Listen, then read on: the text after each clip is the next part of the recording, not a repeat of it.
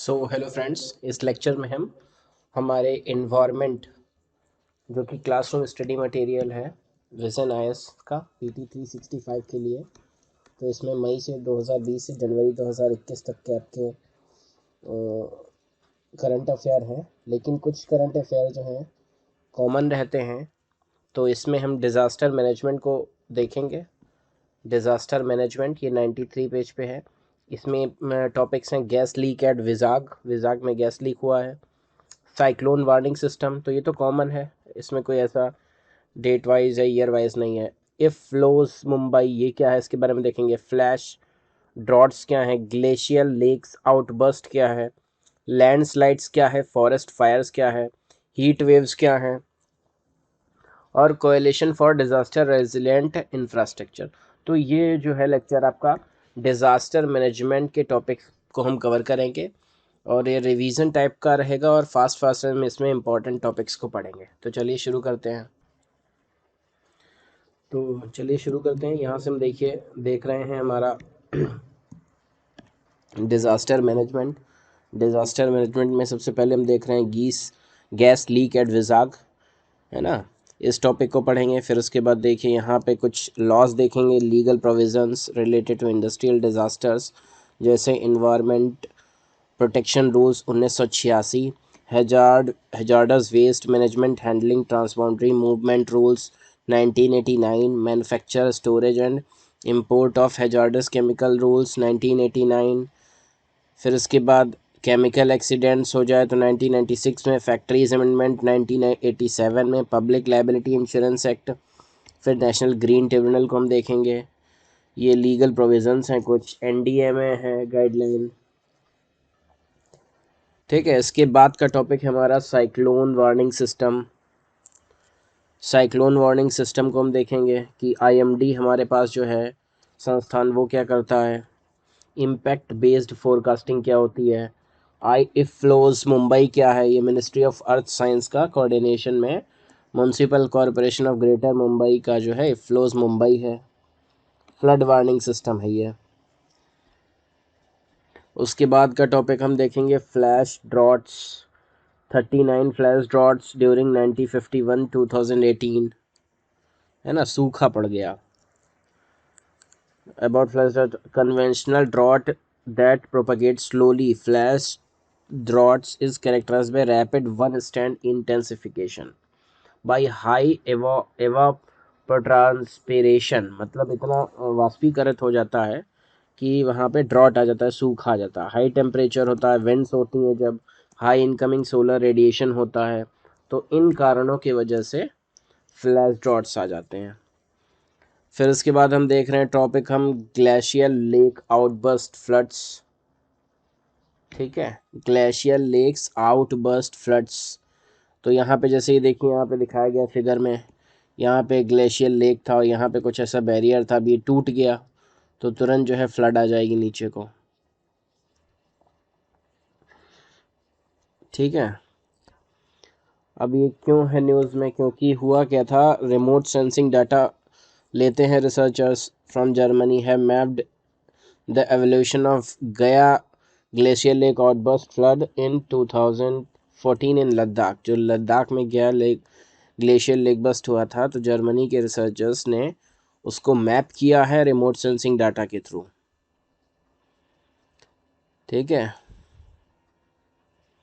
तो ये देखिए यहाँ पे ऐसा कुछ लेक थी, ये ग्लेशियल था, है ना। ये इस फिगर में जो दिखा रहे हैं यहाँ पे, ग्लेशियल लेक्स जो होती हैं क्या होती हैं, आइस होती है, ice dammed, moraine dammed and bedrock dammed. ठीक है, फ्लैश ड्रॉट्स के बारे में देख चुके हैं, यहाँ पे हम लेक बस्ट देख रहे हैं। Factors of triggering of glacier lake और आउटबर्स्ट, तो इसमें क्या है, अर्थक्वेक आ जाए, increased water inflow into lake हो जाए, रैपिड स्लोप मूवमेंट हो जाए, लॉन्ग टर्म डैम डिग्रेडेशन हो जाए, black carbon, it reduces surface albedo, the ability to reflect sunlight, है ना। ये सभी कारण रहते हैं। अब लैंडस्लाइड्स को हम देख लेते हैं।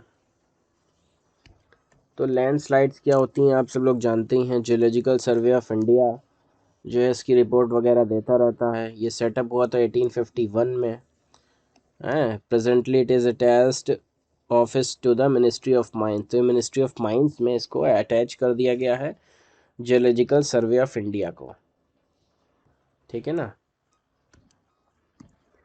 उसके बाद कॉज ऑफ लैंडस्लाइड क्या होती हैं इनको भी हम देख लेते हैं, कुछ इंपॉर्टेंट लग रही हैं।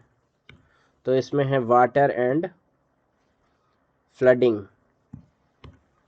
वाटर एंड फ्लडिंग हो जाए, अर्थक्वेक्स आ जाए, वाइल्ड फायर डिफोरेस्टेशन हो जाए, external load such as building, reservoir, highway traffic, stockpiles of rocks हो जाए ना, तो ये सब जो है लैंडस्लाइड्स होने लगती हैं। Accumulation of alluvium on slopes आ जाए, तो ये सब इसी के कारण है लैंडस्लाइड्स के।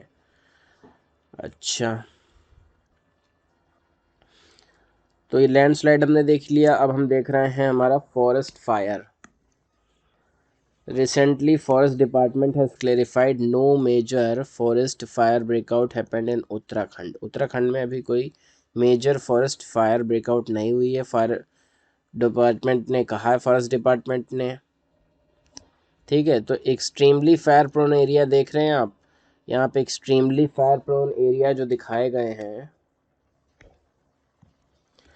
उनमें क्या है, उसमें मिज़ोरम है, मणिपुर है। मिज़ोरम देखिए सबसे नीचे इधर में, फिर मणिपुर, नागालैंड भी है, मेघालय का कुछ पार्ट भी है, त्रिपुरा भी है, इधर त्रिपुरा छोटू सा, फिर मिजोरम उसी के पास और नीचू से, मणिपुर है, उसके ऊपर नागालैंड है। यहाँ पे कुछ 36 का इलाका भी जो है वो फायर प्रोन है। यहाँ पे देख रहे हैं आप, उड़ीसा का इलाका है, आंध्र प्रदेश का इलाका है कुछ, तो ये फायर प्रोन एरियाज हैं। अब हम हीट वेव देख लेते हैं। तो हीट वेव क्या होती है, IMD has issued रेड और orange warning of for heat waves in various states. तो ये उस समय की न्यूज़ रही है, मार्च मई 19 की, है ना, मई 20 की period of abnormally high temperature, मार्च और जून में जो हो जाता है। World Meteorological Organization identifies a heat wave when daily maximum temperature of more than 5 consecutive days. जब डेली मैक्सिमम टेम्परेचर 5 दिन तक रहता है तो उसको क्या कर देते हैं, उसको हीट वेव नाम दे देते हैं।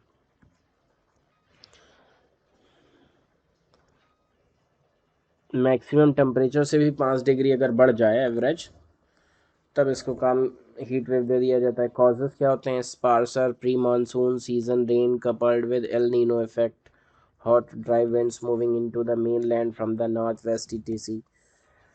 हेल्थ इम्पैक्ट क्या होते हैं, डिहाइड्रेशन होने लगता है, हीट क्रैम्प्स आने लगते हैं शरीर में, खाल पे, हीट एग्जॉस्टन होता है, हीट स्ट्रोक आने लगता है। तो ये सभी चीज़ें हैं हीट वेव की। IMD criteria for heat waves, ये आप देख सकते हैं इसको पॉज करके, ठीक है। उसके बाद coalition for disaster management disaster resilient infrastructure CDRI, ये क्या है, तो CDRI is a multi stakeholder global partnership है। CDRI is a multi stakeholder global partnership है, और union minister for health and family welfare ने एक इवेंट को जो है एड्रेस किया है।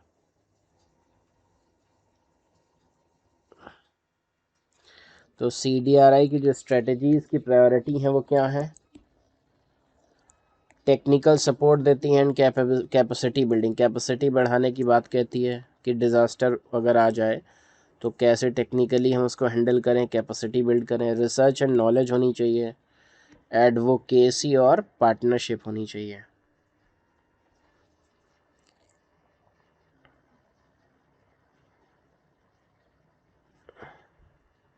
तो यहाँ पे नेशनल गवर्नमेंट्स जो है मिलके काम करेंगी, UN एजेंसीज और प्रोग्राम्स के साथ मल्टीलेटरल डेवलपमेंट करेंगी, बैंक्स और फाइनेंसिंग मैकेनिज्म का प्राइवेट सेक्टर एंड एकेडमिक और नॉलेज इंस्टीट्यूशंस के लिए। It was announced by India's PM UN climate action summit 2019 में इन्होंने इस घोषणा की थी कि हम ऐसा कुछ कोalition बना दें CDRI का, डिजास्टर रेजिलेंट इंफ्रास्ट्रक्चर बनाएं to promote resilience of new existing infrastructure system to climate and disaster risk.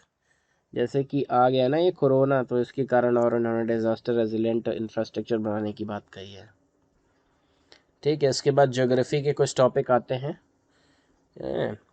इसमें तो हम केवल यही डिज़ास्टर मैनेजमेंट से रिलेटेड टॉपिक्स को देख रहे हैं, जैसे कि हमने लैंडस्लाइड देखा है ना, जियोलॉजिकल सर्वे ऑफ इंडिया इसके अंतर्गत इसको काम करता है, इसको देखता है।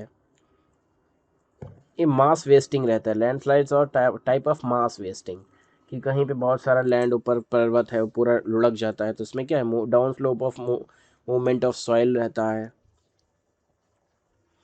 ठीक है, इसमें याद रखिए जियोलॉजिकल सर्वे ऑफ इंडिया 1851 में बना है, primarily to find coal deposit for the railways. सबसे पहले 1891 में जियोलॉजिकल सर्वे जो बना था, भूगर्भ सर्वे, वो किस लिए, कि रेलवेज के लिए वो कोल फाइंड करता था। अब ये मिनिस्ट्री ऑफ माइंस के अंतर्गत आ गया है। फॉरेस्ट फायर हमने देख ली, कौन कौन से प्रोन एरिया हैं, आप इस मैप को देख सकते हैं ध्यान से।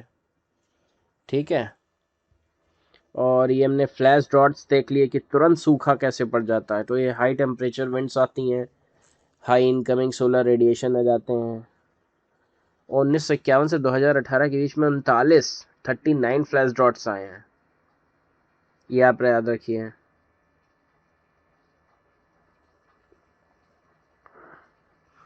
यहाँ पे हमने देख लिया ग्लेशियर लेक आउटबर्स्ट, तो क्यों हो जाता है, इसका कुछ टॉपिक हमने देखा यहाँ पे। ठीक है, और इस टॉपिक को हमने देखा इफ फ्लोस मुंबई, ये एक फ्लड वार्निंग सिस्टम है कि पानी बरसा है ना, और फिर वो डैम्स वगैरह में इकट्ठा हो गया तो डैम को छोड़ दिया गया, खोल दिया गया, मुंबई के आसपास इलाकों में पानी भर गया। तो ये सभी चीज़ इसको मॉनिटर करने के लिए इफ फ्लोस मुंबई का जो है बनाया गया है। इसको क्या क्या काम करेगा, it built on a modular structure comprised of 7 modules, namely data assimilation, flood inundation, vulnerability risk dissemination module, GIS based decision support system है ना, वेदर मॉडल्स, फील्ड डाटा, ये सभी कलेक्ट करेंगे। Thematic layer on landslides infrastructure को देखेंगे। Mumbai is the second city after Chennai to get this system, है ना, second city है, चेन्नई में पहले इससे बन चुका है। अर्बन फ्लडिंग क्या है वो आप जानते ही हैं कि भाई इतना कैपेसिटी से लोग रहने लगते हैं कि ड्रेनेज जो है उस छोटी पड़ जाती है। ठीक है ना, फिर उसके बाद factors contributing to urban flooding, शहरों में क्यों इतनी बाढ़ आ रही है। ह्यूमन फैक्टर्स उसके क्या क्या हैं, लैंड यूज़ चेंजेस, भाई बहुत ज़्यादा लैंड को यूज़ किया जा रहा है सघन रूप से, इंक्रोचमेंट हो जाता है, नालों के ऊपर अतिक्रमण हो जाता है, नाले साफ़ नहीं हो पाते हैं, क्लाइमेट चेंज तो एक अलग मैटर रहता ही है, फिर sudden release of water up from dams, ये भी मैटर है। Indiscriminate disposal of solid waste जो है, जैसे कि अब बॉटल है, बॉटल फेंक दिया अपने नाले में, तो ये ह्यूमन फैक्टर्स हैं। मेट्रोलॉजिकल फैक्टर्स में हेवी रेनफॉल आ जाए, साइक्लोनिक स्टॉर्म्स आ जाएं, स्मॉल स्केल स्टॉर्म्स आ जाएं, क्लाउड बस्ट हो जाए, कतई बस्टिंग ऑफ ग्लेशियर लेक्स हो जाए, तो ये तो मेट्रोलॉजिकल फैक्टर्स हैं। हाइड्रोलॉजिकल फैक्टर्स में synchronisation of run off from various parts of watershed हो जाए, ये सब चीज़ें हैं, इसको आप देख सकते हैं। साइक्लोन वार्निंग सिस्टम को हमने देख लिया है। ठीक है, और यहाँ पे हमने इसके लॉ देख लिए हैं, legal provisions related to industrial disaster management, और यहाँ पे डिज़ास्टर मैनेजमेंट के हमने टॉपिक्स को जल्दी जल्दी करके देख लिया है क्योंकि ज़्यादा टाइम देने से फ़ायदा है नहीं।